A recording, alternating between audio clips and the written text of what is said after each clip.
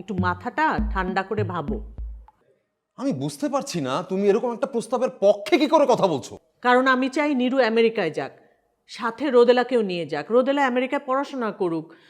কজনের ভাগ্যে জোটে আমেরিকায় যাওয়া। কদিন পরে তুমি আমিও যাব। বাবা, মিনি আন্টি বলেছে আমাকে টুপির সাথে আমেরিকা পাঠিয়ে দিবে। আমিও আমেরিকা যেতে চাই বাবা। চুপ করো, বড়দের মাঝখানে কথা বলতে হয় না। তোমরা কথা বলছো, আমি কম করতে পারছি না। মামুনি তুমি এক কাজ করো, তুমি কিছুক্ষণের জন্য একটু ড্রয়িং রুমে চলে যাও, ওখানে বসে হোমওয়ার্কটা করো, ঠিক আছে?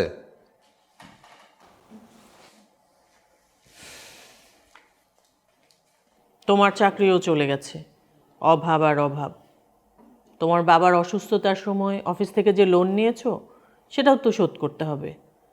নীরুর এই স্যাক্রিফাইস আমাদের সারা জীবনের নিশ্চয়তা। আমি বেঁচে থাকতে এই ধরনের ঘটনা ঘটতে দেব না। তুমি কি করে পারলে এই ধরনের কথা বলতে? আমার বোনের লাইফ স্যাক্রিফাইস করে আমি আমাদের লাইফ সিকিউর করব?